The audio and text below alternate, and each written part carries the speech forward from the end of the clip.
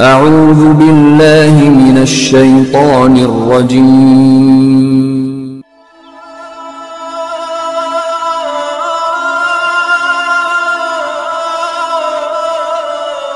بسم الله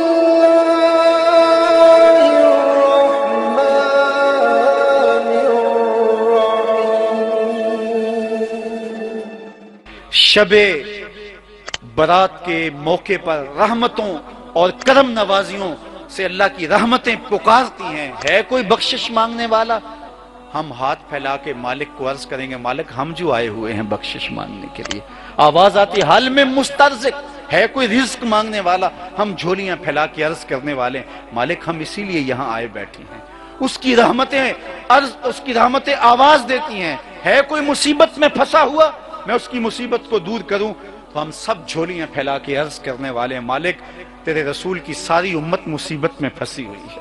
پوری امت جو ہے وہ اذیتوں کے اندر مبتلا ہے. ہم تیری رحمت میں ملتجی بن کے سوالی بن کے امت کا سوال لیے آج کی شب رحمت میں حاضر ہیں. آج تقدیریں لکھی جائیں گی, آج فیصلے ہوں گے. میرے مالک ہم تیری بارگاہ سے عرض کرتے اس امت کے لیے بہتری کا فیصلہ لکھ دے.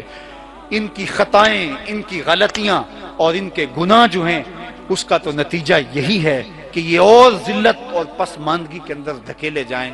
لیکن مالک ہم تیرے بندے تیرے حضور اپنے گناہوں اور اپنے عیبوں کو لے کر کے کالے دل اور کالے منہ لے کر تیری چوکھٹ پہ حاضر ہیں اپنے گناہوں کی معافی مانگنے کے لیے. میرے مالک ہم سب کی خطائیں معاف کر دے, ہم سب سے درگزر فرما اور ہم سب کے باطن کو ستھرائیاں دے دے, ہمارے اندر کو پاکیزگیاں دے دے.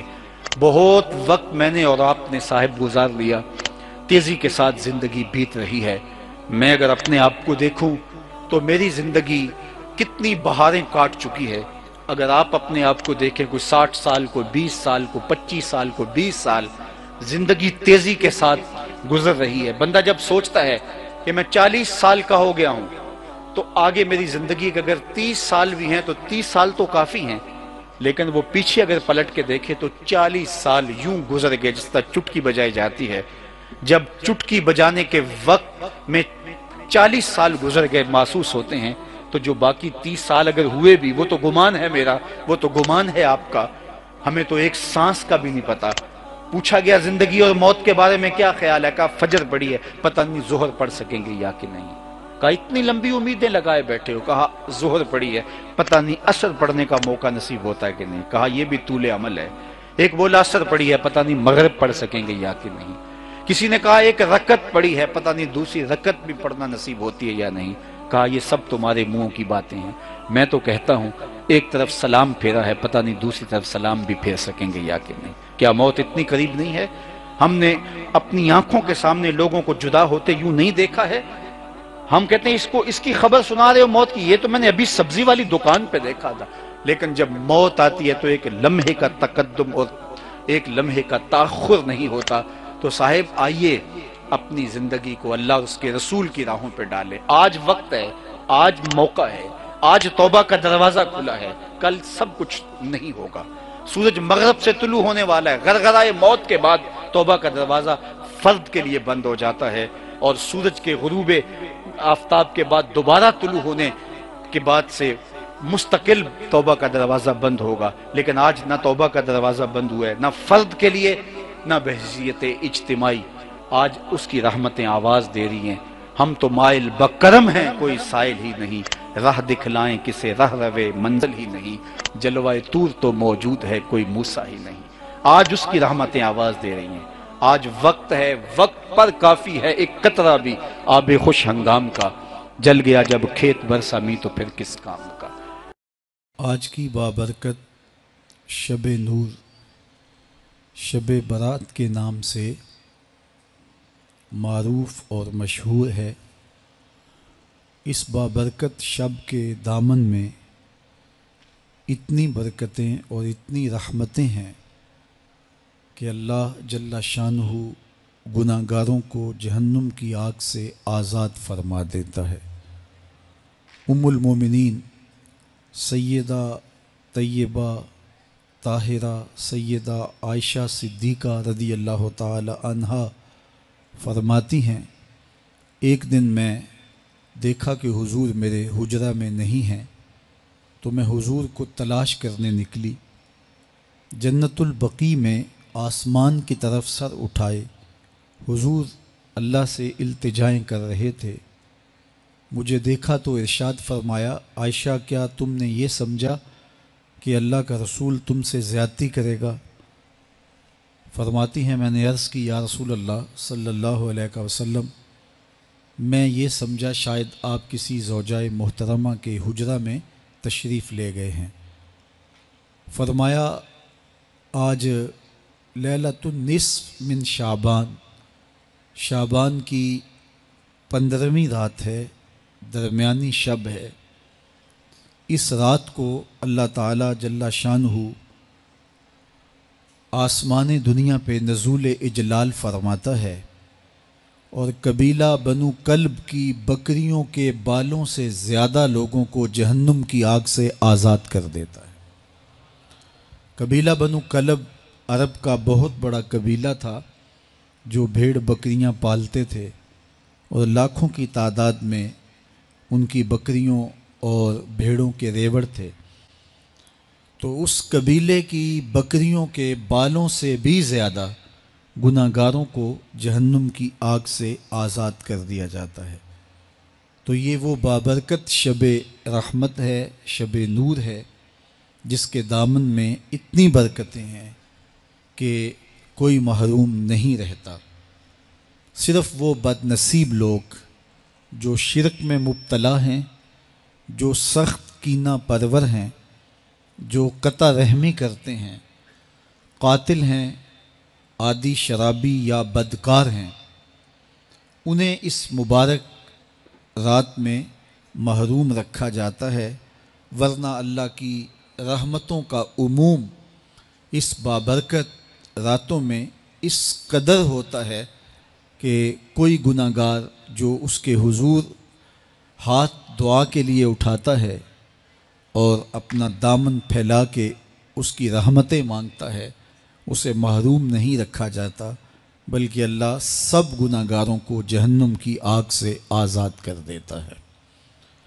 ایک روایت میں آتا ہے کہ اللہ لیلۃ النصف من شعبان، شعبان کی 15ویں رات کو آسمان دنیا پہ اپنی رحمتوں سے جلوہ گر ہوتا ہے اور فرماتا ہے کوئی رزق مانگنے والا، میں اس کی جھولیاں بھر دوں، ہے کوئی مغفرت طلب کرنے والا، میں اس کے گناہ معاف کر دوں، ہے کوئی مجھ سے عافیت مانگنے والا، میں اس کو عافیتوں سے نواز دوں، ہے کوئی فلاں چیز مانگنے والا، ہے کوئی فلاں چیز مانگنے والا، اس کی رحمتیں آواز دیتی ہیں، اور یہ آواز غروب آفتاب سے لے کر کے طلوع فجر تک مسلسل بندوں کو دی جاتی ہے، اور بندے اس کے حضور اگر دست طلب دراز کریں، اپنی جھولی پھیلائیں، تو اللہ تعالیٰ ان کو ان کے مانگنے سے بھی زیادہ عطا فرماتا ہے۔ اس امت کو اللہ تعالیٰ نے اس طرح کی راتیں دے کر کے مغفرت، بخشش، غفران اور رحمتوں کی فراوانی نصیب کی ہے۔ میرے حضور نے ارشاد فرمایا، ایک شخص صبح سے لے کے ظہر تک مزدوری کرتا ہے، اس کو ایک قیراط ملتا ہے۔ ایک ظہر سے لے کر عصر تک مزدوری کرتا ہے، اس کا وقت تھوڑا ہے لیکن اس کو بھی ایک قیراط ملتا ہے۔ اور تیسرا شخص عصر سے لے کر مغرب تک مزدوری کرتا ہے، اس کو 2 قیراط ملتے ہیں۔ جبکہ اس کا وقت دونوں سے کم ہے۔ فرمایا پہلی مثال یہود کی ہے، دوسری مثال نصارہ کی ہے، اور تیسری مثال میری امت کی ہے کہ اس کو تھوڑے عمل پر زیادہ ثواب دیا جاتا ہے۔ تو یہود اور نصارہ نے اس پہ برا منایا تو حضور علیہ السلام نے فرمایا کہ اللہ نے ان کے اجر میں تو کمی نہیں کی، لیکن مسلمانوں کو زیادہ اجر دے دیا، تو یہ اس کی کرم نوازی ہے۔ تو یہ تھوڑے وقت کی عبادتیں اور چند راتوں کی بیداری اور مخصوص اوقات میں اللہ کے حضور عبادت و ریاضت ایک گناہ گار کو کہاں سے کہاں تک پہنچا دیتی ہے، اس کے گناہوں کی معافی کا ذریعہ بھی بنتی ہے اور درجات کی بلندی کا سبب بھی۔ دیکھیے لیلۃ القدر ایک رات 1000 مہینے کی عبادتوں سے بہتر قرار پاتی ہے۔ اسی طرح دیگر مواقع ہیں کہ اللہ تعالیٰ اس امت کے لیے رکھے ہیں، رحمت رب بہانہ می طلب، اور یوں بھی پڑھا گیا رحمت رب بہانہ می طلب۔ اس کی رحمتیں قیمت نہیں مانگتی اور اس کی رحمتیں بہانہ تلاش کرتی ہیں، تو وہ اپنے بندوں کو بخشنے پہ آمادہ ہے اگر وہ اپنا دامن طلب پھیلائیں۔ قرآن مجید میں ایک مقام دیکھیے کتنا دل آویز ہے، فرمایا ما یفعل اللہ بعذابکم، اللہ تمہیں عذاب دے کے کیا کرے گا؟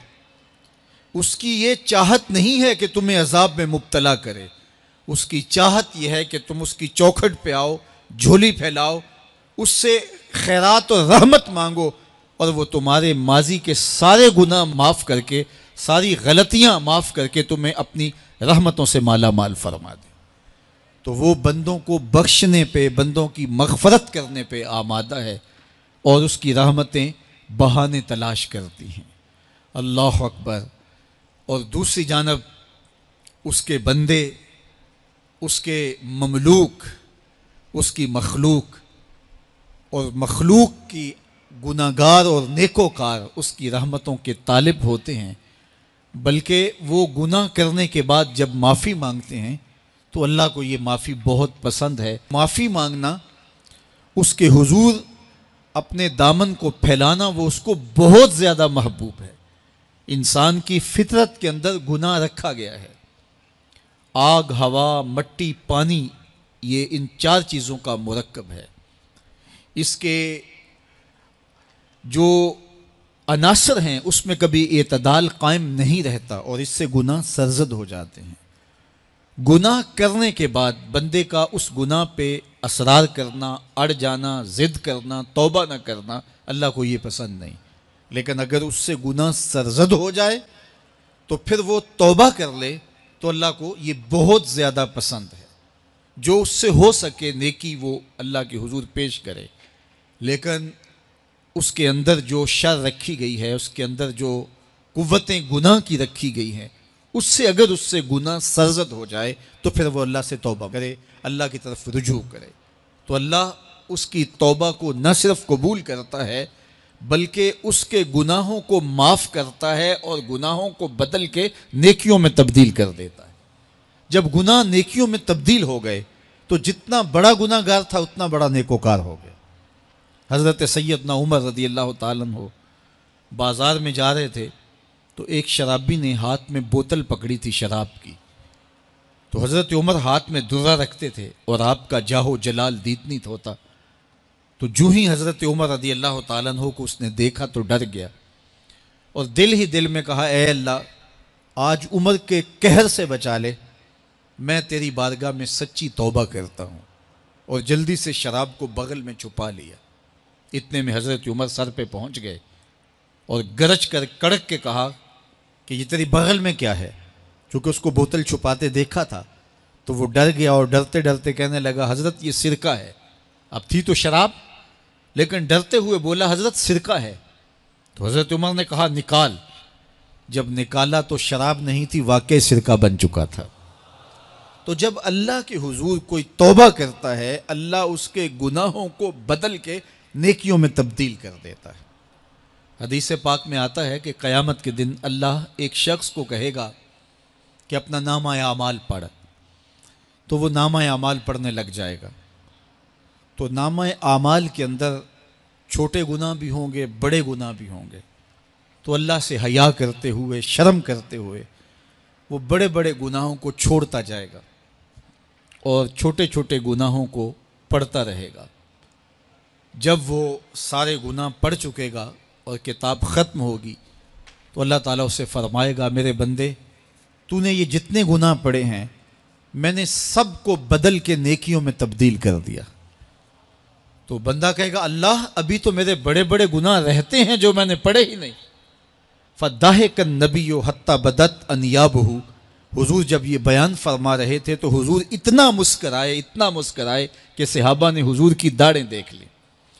تو پہلے وہ بڑے بڑے گناہ چھوڑے جا رہا تھا، لیکن جب اللہ فرمائے گا کہ میں تیرے گناہوں کو بدل کے نیکیوں میں تبدیل کر دیا تو وہ کہے گا ابھی تو بڑے بڑے گناہ رہتے جو میں نے ابھی پڑھے ہی نہیں. تو جب کوئی بندہ اس کے حضور توبہ کرتا ہے، اللہ یہ نہیں دیکھتا اس نے گناہ کتنے کیے ہیں، یہ دیکھتا ہے بندہ آیا میری چوکھٹ پہ ہے تو اللہ اس کے پچھلے سارے گناہ معاف فرما دیتا ہے.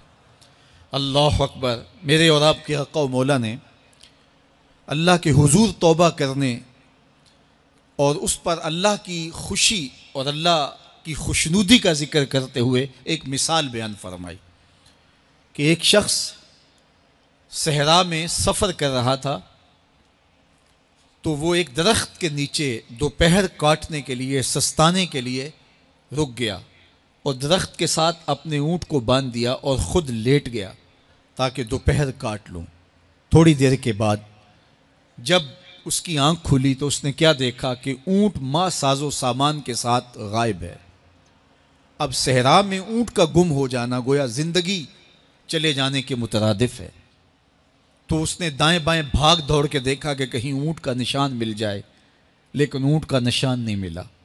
تا حد نظر کوئی انسانی آبادی نہیں.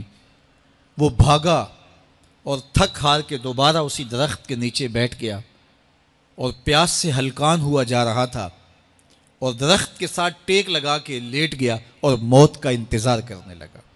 جن لوگوں نے صحرا کا سفر کیا ہے ان کو اس بات کا اندازہ ہوگا کہ کئی 100 میل تک انسانی آبادی ہی نہیں. اب نہ کچھ کھانے کے لیے بچا، نہ کچھ پینے کے لیے بچا. اونٹ بھی غائب ہو گیا، توشہ بھی ساتھ ہی چلا گیا. تو اب ظاہر ہے سیدھی موت ہی نظر آ رہی ہے. تو وہ اس درخت کے ساتھ ٹیک لگا کے بیٹھ جاتا ہے اور موت کا منتظر ہوتا ہے. تھوڑی دیر کے بعد پھر اس کی دوبارہ آنکھ لگ جاتی ہے. جب دوبارہ آنکھ لگتی ہے تو تھوڑی دیر بعد پھر آنکھ کھلتی ہے. جب دوبارہ آنکھ کھلتی ہے تو دیکھتا ہے کہ اونٹ جو گما تھا ماں ساز و سامان کے اس کے پاس کھڑا ہے. تو صحرا میں اس حالت میں اونٹ کا مل جانا زندگی مل جانے کے مترادف ہے. تو وہ اتنا خوش ہوا کہ خوشی کی انتہا نہ رہی، بلکہ مسرتوں کے ہجوم میں درک گیا اور کہنے کیا لگا، اللہم انت عبدی و انا ربک. اے اللہ تو میرا بندہ اور میں تیرا رب. کہنا تو یہ تھا کہ تو میرا رب اور میں تیرا بندہ، لیکن مسرتوں کا ہجوم ہی اتنا تھا، خوشیوں کا ہجوم ہی اتنا تھا کہ زبان پہ قابو نہ رہا. کسی کے آنے سے ایسے ہوش اڑے ساقی کے، شراب سیخ پہ ڈالی اور بوتل میں کباب. کہنا یہ تھا اللہم انت ربی وانا عبدک، لیکن اس قدر خوش ہوا جب بھی تیری قربت کے امکان نظر آئے ہم اتنے خوش ہوئے کہ پریشان نظر آئے. تو کہنا یہ تھا کہ اے اللہ تو میرا رب اور میں تیرا بندہ، لیکن خوشیوں کے ہجوم میں وہ کہتا ہے اللہم انت عبدی وانا ربک. اے اللہ تو میرا بندہ اور میں تیرا رب. حضور یہ بات بیان کرنے کے بعد صحابہ سے پوچھتے ہیں کہ ذرا بتاؤ اس بندے کو کتنی خوشی ہوئی کہ خوشی میں زبان بھی قابو نہ رہی اور اپنے آپ پہ کنٹرول نہ رہا، اور خوشیوں کے ہجوم میں اسے یہ بھی پتہ نہیں چل رہا کہ وہ کیا بول رہا ہے. تو صحابہ نے عرض کی حضور بہت زیادہ اسے خوشی ہوئی. تو میرے حضور نے یہ بات کرنے کے بعد ارشاد فرمایا، جس طرح اس کو گما ہوا اونٹ ملا اور اس کی خوشی کی انتہا نہ رہی، تو فرمایا جب کوئی شخص توبہ کرتا ہے اور اللہ کی حضور پلٹ کے آتا ہے، گناہوں سے معافی مانگ کے اس کی دہلیز پہ آتا ہے، میرے حضور نے فرمایا اللہ اس سے بھی زیادہ خوش ہوتا ہے کہ میرا بندہ میری چوکھٹ پہ آ گیا ہے. آپ نے نام سنا ہوگا محمود غزنوی اور ایاز کا، ان کا باہم محبت کا رشتہ بہت گہرا تھا۔ ایاز ٹوٹ کے چاہتا تھا بادشاہ کو، اب دیگر مصاحبین حسد کرتے تھے، بغض رکھتے تھے، وہ کہتے تھے یہ کوئی کیا اس میں کرشمہ اور کمال ہے کہ بادشاہ اس کو اتنا ہی چاہتا ہے۔ تو بادشاہ جب ان وزراء کا، مشیروں کا حسد حد سے بڑا ہوا دیکھا تو ایک دن سب کو اپنے دربار میں حاضر کیا۔ دربار میں ایک تالاب تھا، تو اس میں مٹھی بھر کے موتیوں کی پھینک دی، اور ایک ایک وزیر کو کہا کہ یہ موتی نکال کے لاؤ، اور یہ خیال کرنا کہ تمہارا لباس بھی، تمہارا بدن بھی نہیں بھیگنا چاہیے۔ تو سب نے کہا کہ یہ عجیب بات ہے کہ حوض کی تہہ سے موتی نکال کے لائیں اور لباس بھی نہ بھیگے اور بدن بھی نہ بھیگے، یہ تو لازمی ہوگا۔ پھر دوسرے وزیر کو کہتا کہ یہ موتی نکال کے لاؤ، تمہارا لباس بھی نہیں بھیگنا چاہیے، تمہارا بدن بھی نہیں بھیگنا چاہیے۔ تو وہ آگے سے حجت کرتا یہ کیسے ہو سکتا ہے کہ بدن بھی اور لباس بھی نہ بھیگے اور موتی بھی نکال لاؤں؟ تیسرے کو، چوتھے کو، پانچویں کو، ہر ایک آگے سے حجت کرے، یہ کیسے ہو سکتا ہے؟ پھر ایاز آ گیا، تو بادشاہ نے ایاز کو کہا کہ یہ موتی نکال کے لانے ہیں اور تمہارا لباس بھی اور تمہارا بدن بھی نہیں بھیگنا چاہیے۔ ایاز نے فوراً چھلانگ لگائی اور موتی نکالے۔ جب باہر نکلا تو بدن اور لباس پانی سے نچڑ رہا تھا، تو ایسے موتی بادشاہ کو پیش کیے اور بدن کپ کپا رہا تھا۔ تو بادشاہ بڑے غصے سے کہا کہ ایاز تمہارا بدن بھیگ گیا، تمہارے کپڑے بھی بھیگ گئے، میں نے کہا تھا لباس بھی نہیں بھیگنا چاہیے، کپڑے بھی نہیں بھیگنے چاہیے۔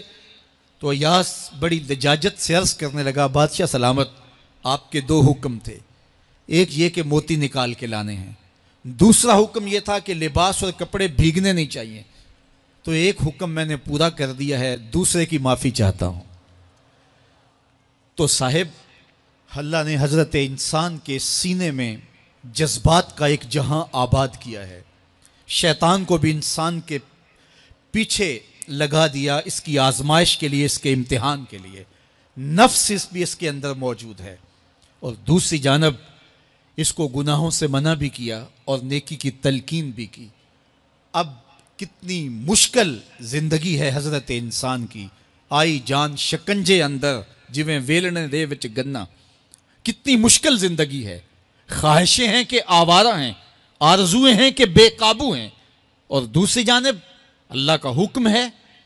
اب کیا کرے؟ تو گناہ کرنے کے بعد پھر اللہ کے حضور توبہ کر لے، جو ممکن ہو وہ نیکی کرے، اور گناہ سے مقدور بچنے کی کوشش کرے، لیکن بشری تقاضوں کے تحت اگر اس سے گناہ کبھی سرزد ہو جائے تو اس پر اکڑے نہ اور اس پہ مصر نہ رہے، اس پہ اصرار نہ کرے، بلکہ فوراً اللہ کے حضور توبہ کرے۔ گناہ کرنے کے بعد بندہ جب توبہ کرتا ہے، التائب من الذنب کمن لا ذنب لہ، تو وہ ایسے ہوتا ہے جس طرح اس نے گناہ کیا ہوا ہی نہیں۔ بندہ 100 بار گناہ کر کے توبہ کرے، اللہ 100 بار معاف فرما دیتا۔ وہ کریم ہے، 70 ماؤں سے زیادہ پیار کرتا ہے۔ تو بندے اس کی دہلیز پہ جب توبہ کرتے ہیں، رجوع کرتے ہیں اور اس سے معافی مانگتے ہیں، تو وہ یہ نہیں دیکھتا کہ یہ گناہ گار کتنا بڑا ہے، وہ یہ دیکھتا ہے کہ یہ میری دہلیز پہ آیا ہے اور اس کے ما قبل کے سارے گناہ معاف بھی کرتا ہے، بلکہ گناہوں کو بدل کے نیکیوں میں بھی تبدیل کر دیتا ہے۔ آئیے اب قرآن مجید میں ان لوگوں کی کہانی بھی پڑھیے جو اپنی زندگی کو اپنے مالک کے نام لگا چکے ہیں، اور ان سے اگر کوئی معاملہ سرزد ہو جاتا ہے تو وہ کس قدر اللہ سے ڈرتے ہیں۔ والذین یؤتون ما آتوا وقلوبہم وجلہ انہم الی ربہم راجعون، فرمایا کہ وہ لوگ جب ان سے کوئی خطا سرزد ہو جاتی ہے، کوئی گناہ ہو جاتا ہے، تو ان کے دل لرز جاتے ہیں، خوف خدا سے وہ کانپنے لگ جاتے ہیں۔ انہم الی ربہم راجعون، تو وہ اپنے رب کی طرف رجوع کرنے والے ہوتے ہیں۔ اگر ان سے کبھی کوئی گناہ سرزد ہو جائے، ان سے کوئی غلطی سرزد ہو جائے، تو پھر اس پہ ضد نہیں کرتے، اس پر مصر نہیں ہو جاتے، اس پر حجتیں اور دلیلیں نہیں لاتے، بلکہ وہ کیا کرتے ہیں، فوراً اللہ کے حضور رجوع کرتے ہیں اور معافی مانگتے ہیں۔ اور اللہ کو یہ بہت پسند ہے کہ کوئی مجھ سے معافی مانگے، اور اللہ انہیں معاف کر دیتا ہے۔ اللہ اکبر۔ حضرت عبداللہ ابن مسعود رضی اللہ تعالیٰ عنہ فرماتے ہیں کہ مومن کی یہ شان ہے کہ جب وہ گناہ کر بیٹھے تو وہ یوں محسوس کرتا ہے جس طرح پہاڑ تلے آ گیا ہے. یہ اس کی کیفیت ہے کہ گناہ کرنے کے بعد، نافرمانی کرنے کے بعد اس کا دل لرز اٹھتا ہے. وَقُلُوبُهُمْ وَجِلَةٌ، ان کے دل خوف خدا سے لرزنے لگ جاتے ہیں کہ ہم سے یہ گناہ کیوں سرزد ہو گیا، یہ تو اللہ کی ناراضگی کا سبب ہے. تو حضرت عبداللہ ابن مسعود فرماتے ہیں یوں محسوس کرتے ہیں جس طرح پہاڑ تلے آ گیا ہے اور پہاڑ ابھی گر جائے گا اور انہیں کچل دے گا. تو وہ جلدی جلدی تلافی کرتے ہیں، توبہ کرتے ہیں، رجوع اللہ کرتے ہیں تاکہ ہمارا گناہ معاف ہو جائے. اور منافق کی مثال بھی بیان کی گئی. جب وہ گناہ کرتا ہے تو یوں محسوس کرتا ہے جیسے بدن پہ مکھی بیٹھی تھی، ہلکے اشارے سے اڑا دی. سویر سے لے کر شام تک کتنی بار ہم اپنے بدن پہ بیٹھی مکھیاں اڑا دیتے ہیں اور ہمیں شام کو یاد بھی نہیں ہوتا کہ یہ عمل ہم نے کتنی بار کیا ہے. میں اور آپ اپنے اندر اتر کر کے دیکھ سکتے ہیں ہماری کیفیت باطن کیا ہے. نمازیں چھوڑی، جھوٹ بولا، غیبت کی، چغلی کی، کسی کا دل دکھایا، کسی کو تکلیف دی، گالی گلوچ کیا، سب و شتم کیا، سویر سے شام تک کیا کیا گناہ کیے. کبھی خیال بھٹکے، کبھی سوچیں آوارہ ہوئیں، کبھی نگاہوں نے بدکاریاں کی، کبھی زبان نے جرم کیے، اور شام کو ہمیں یاد بھی نہیں ہوتا کہ آج ہم نے کیا کیا جرائم کیے، آج ہم نے کیا کیا گناہ کیے. اگر ہماری یہ کیفیت ہے تو یہ عملی نفاق ہے کہ بدن پہ مکھی بیٹھی اور اڑا دی. اور اگر ہماری کیفیت یہ ہے کہ گناہ کے بعد یہ محسوس ہوتا ہے کہ ہم پہاڑ تلے آ گئے ہیں اور اللہ کی ناراضگی ہم نے مول لے لی ہے اور جلدی جلدی توبہ کر کے رجوع کرنے کی جانب بڑھتے ہیں، تو پھر مبارک ہو. نہیں تو مجھے اور آپ کو اپنا محاسبہ کرنا چاہیے.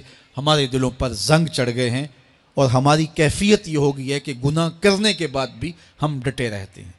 جبکہ زندگی اصحاب رسول کی دیکھیے ان سے بھی کبھی کوئی خطا سرزد ہو جاتی تو وہ فوراً اس گناہ کی تلافی کے لیے حضور کی بارگاہ میں حاضر ہو جاتے.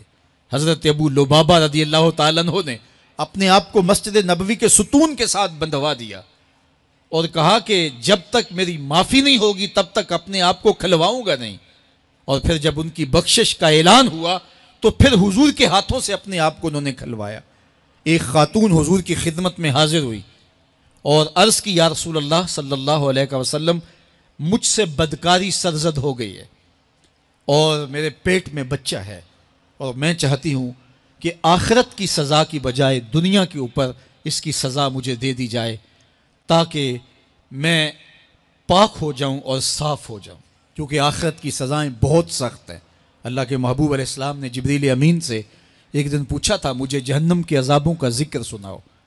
تو عرض کی یا رسول اللہ صلی اللہ علیہ وسلم، سب سے ہلکا عذاب، اخف العذاب، ہلکا ترین عذاب یہ ہے کہ جہنمی کے پاؤں میں آگ کے جوتے رکھے جائیں گے. باقی اس کے پورے بدن پہ آگ نہیں ہوگی، صرف آگ کے جوتے اس کو پہنائے جائیں گے. لیکن اس کی حدت، گرمی اور شدت اتنی ہوگی، یغلی منہما دماغہ، اس کی شدت سے اس کا دماغ پگھل کر ناک اور کانوں کے ذریعے سے باہر آنا شروع ہو جائے گا. یہ سب سے ہلکے عذاب کی کیفیت ہے. اور جو عذاب سخت ہیں الیاذ باللہ، اللہ تعالیٰ قرآن مجید میں فرماتا ہے ثم لا یموت فیہا ولا یحیا، اس بڑے عذاب کا ذکر کیا جو جہنمیوں کو دیا جائے گا. فرمایا اس عذاب کی کیفیت یہ ہوگی بندہ نہ جیے گا نہ مرے گا. جیے گا اس لیے نہیں کہ آگے اور پیچھے، دائیں اور بائیں آگ ہی آگ ہوگی، تو اس آگ میں جینا کو جینا تو نہیں ہوگا. اور مرے گا اس لیے نہیں کہ موت کو موت آ چکی ہوگی. جنت میں جنتیوں کو ایک ہی ڈر اور خدشہ ہوگا کہیں موت نہ آ جائے، اور جہنمیوں کو ایک ہی امید ہوگی کہیں موت آ جائے اور جان چھوٹ جائے. اللہ تعالیٰ مینڈے کی شکل میں موت کو لائے گا اور موت کو ذبح کیا جائے گا. جنتی جنت سے اور جہنمی جہنم سے دیکھ رہے ہوں گے. جب موت کو ذبح کر دیا جائے گا اب موت نہیں ہے تو جنتی اتنے خوش ہو جائیں گے کہ اگر موت کو موت نہ آئی ہوتی تو یہ خوشی سے مر جاتے، اور جہنمی اتنے مایوس، دکھی اور پریشان ہوں گے کہ اگر موت کو موت نہ آئی ہوتی تو یہ صدمے سے مر جاتے. تو وہ کتنا سخت عذاب ہوگا الیاذ باللہ کے ہلکے ترین عذاب کی کیفیت یہ ہے کہ پاؤں میں آگ کا جوتا اور دماغ پگھل کے ناک اور کانوں کے راستے سے باہر آ جائے۔ تو اس نے عرض کی یا رسول اللہ صلی اللہ علیہ وسلم میرے اوپر حد جاری کر دیجئے، اور اس نے کہا کہ میرے پیٹ میں جو ہے وہ بچہ ہے۔ اللہ کے محبوب علیہ السلام نے فرمایا جاؤ جب بچہ پیدا ہو تو پھر آنا۔ وہ چلی گئی، تو جب بچہ پیدا ہوا تو گود میں اٹھائے پھر حضور کی خدمت میں حاضر ہوئی اور عرض کی یا رسول اللہ یہ ہے بچہ جو میں نے گناہ کیا تھا، بدکاری کی تھی، آج یہ اس کی نشانی ہے۔ تو اللہ کے محبوب علیہ السلام نے فرمایا کہ اسے لے جاؤ اور اسے دودھ پلاؤ، اور جب یہ کچھ کھانے پینے لگ جائے گا تو پھر آنا۔ تو تھوڑی دیر کے بعد، کچھ دنوں کے بعد وہ دوبارہ حاضر ہوئی اور اس نے اس بچے کے ہاتھ میں روٹی کا ٹکڑا دیا ہوا تھا اور عرض کی یا رسول اللہ دیکھ لیجئے اب یہ روٹی کھانے لگ گیا ہے۔ اللہ اکبر۔ تو اللہ کے محبوب نے فرمایا انہیں لے جاؤ اور جا کے انہیں سنگسار کر دو۔ اس کی یہ حد بنتی تھی، اس کو سنگسار کیا اور اس نے خود یہ سزا اپنے لیے قبول کی۔ مائز ابن مالک اسلمی عرض کی یا رسول اللہ طہرنی، مجھے پاک کر دیجئے۔ میرے حضور نے فرمایا جاؤ اللہ سے معافی مانگو۔ وہ گئے اور معافی مانگی، بے چینی اتنی تھی، پھر آ گئے اور عرض کی طہرنی یا رسول اللہ، حضور مجھے پاک کر دیجئے۔ فرمایا جاؤ اللہ سے معافی مانگو۔ وہ گئے، معافی مانگی، پھر پلٹ آئے، تیسری مرتبہ، چوتھی مرتبہ۔ آقا کریم نے فرمایا فیما اطہرک کا، تمہیں کہا اللہ سے معافی مانگو، کریم ہے معاف کر دے گا، تم پھر پلٹ آتے ہو، تمہیں کس جرم سے پاک کروں؟ قال من الزنا، عرض کی مجھ سے بدکاری ہو گئی ہے اور میں چاہتا ہوں کہ دنیا پر فارغ ہو جاؤں۔ حضور نے فرمایا کہ اس کا توازن عقلی تو ٹھیک ہے۔ عرض کی حضور صحیح الحواس ہے۔ کہا کہ یہ نشے میں تو نہیں کہہ رہا، کسی نے اٹھ کے منہ سونگا، کہا حضور ایسی بات بھی نہیں ہے۔ فرمایا تم سوچ لو کیا کہہ رہے ہو؟ کہا حضور جو میں کہہ رہا ہوں وہ سچ کہہ رہا ہوں، مجھ سے گناہ سرزد ہو گیا اور میں چاہتا ہوں کہ دنیا پر ہی فارغ ہو جاؤں۔ اللہ کے محبوب علیہ السلام نے فرمایا کہ انہیں سنگسار کر دو۔ مائز ابن مالک اسلمی کو سنگسار کر دیا گیا۔ جب ان کا جنازہ اٹھا تو حضور بھی جنازے کے جلوس میں تھے۔ کسی کی زبان سے نکلا لو مائز نے گناہ کیا تھا، بس یہ بات سننے کی دیر تھی، اللہ کے محبوب کے چہرے پہ جلال آ گیا۔ فرمایا خبردار اگر کسی نے میرے مائز پہ بات کی، میرے مائز نے ایسی سچی توبہ کی ہے اگر روئے زمین کے تمام مسلمانوں میں بانٹ دی جائے لکفاہم، سب کی مغفرت ہو جائے، کہ انہوں نے اپنے آپ کو خود پیش کیا ہے۔ اب مائز ابن مالک کا جنازہ اللہ کے رسول نے خود پڑھایا، بلکہ مسلم کتاب الحدود میں ہے کہ ان کے جنازے کے دوسرے دن یا تیسرے دن حضور ان کے ہاں تشریف لے گئے، اور جب آقا گئے وہم جلوسن، تو لوگ وہاں بیٹھے ہوئے تھے، تو میرے آقا نے فرمایا استغفروا لمائز، مائز کے لیے بخشش اور مغفرت کی دعا کرو۔ تو یہ بات ذہن نشین کیجئے کہ یہ وہ لوگ تھے کہ جن سے کبھی کوئی گناہ سرزد ہو جاتا تو وہ جلد توبہ کرتے، اور اس کی بڑی سے بڑی حد اور سزا بھی ہوتی تو وہ بھی کاٹنے کے لیے تیار ہو جاتے۔ میں اور آپ دیکھیں کہ ہماری زندگی میں اگر گناہ ہیں اور ہمیں سچی توبہ کی توفیق بھی نصیب نہیں ہے تو پھر ہم سوچ لیں کہ ہم کہاں کھڑے ہیں۔ دیکھیے اللہ دلوں کے بھید جانتا ہے۔ سچی توبہ یہ ہے کہ جو کیے پر ندامت ہو اور آئندہ نہ کرنے کا عزم مصمم ہو، پکا ارادہ ہو کہ یہ گناہ زندگی میں دوبارہ نہیں کروں گا۔ الگ بات ہے کہ پھر دوبارہ اس سے سرزد ہو جائے، لیکن جب وہ توبہ کر رہا ہو تو اس وقت اس کا پختہ عزم ہو اور اس کے دل کے کسی گوشے میں نہ ہو کہ چلو میں توبہ کر لیتا ہوں اور پھر ہو گیا تو پھر کر لوں گا۔ پکا عزم ہو کہ دوبارہ یہ گناہ نہیں کروں گا۔ اور اگر زبان سے توبہ توبہ کر رہا ہو اور دل میں ہو کہ ٹھیک ہے یہ تو صبح بھی مجھ سے عمل بد سرزد ہونا ہے، تو اللہ تعالیٰ سے یہ مذاق کرنے والی بات ہے، اور اللہ تعالیٰ سے جو مذاق کرتا ہے وہ کہاں کھڑا ہے وہ خود سوچ لے۔ وہ کیا کسی نے کہا تھا کہ توبہ کی پھر توبہ کی، پھر توبہ کر کے توڑ دی، میری اس توبہ پہ توبہ توبہ توبہ کر اٹھی۔ تو ایسی توبہ نہیں ہے کہ جو رسماً کسی مجلس میں چلے گئے، کسی اجتماع میں چلے گئے تو سب لوگوں نے توبہ توبہ کی تو وہ بھی توبہ توبہ کرتا رہا، لیکن اس کا عزم مصمم پختہ ارادہ نہیں تھا گناہوں کو چھوڑنے کا، تو یہ توبہ نہیں، یہ مذاق ہے۔ اس لیے اللہ کے حضور سچی توبہ یہ ہے کہ ما قبل کے گناہوں سے ندامت پیدا ہو جائے اور سچے دل سے ارادہ کیا جائے، پختہ عزم کیا جائے کہ دوبارہ میں یہ گناہ نہیں کروں گا۔ یہ الگ بات ہے کچھ عرصے بعد اس سے پھر سرزد ہو جائے، پھر وہ گناہ ہو جائے، تو پھر وہ پکی توبہ کرے، تو 100 بار بھی گناہ کرے گا، 100 بار بھی توبہ کرے گا، اللہ 100 بار قبول کرے گا۔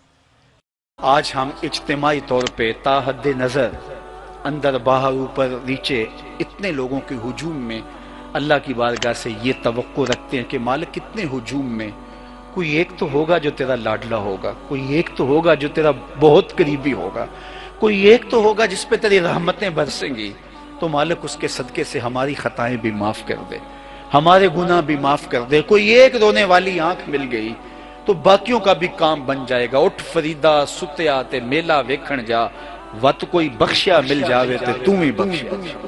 تو بعض اوقات ایک کے صدقے سے باقیوں پر بھی کرم نوازی ہوتی ہے، تو وہ لمحے قریب سے قریب تر ہو رہے ہیں جب اللہ کی رحمتوں کو ہم آواز دیں گے۔ شب برات کے موقع پر رحمتوں اور کرم نوازیوں سے اللہ کی رحمتیں پکارتی ہیں، ہے کوئی بخشش مانگنے والا؟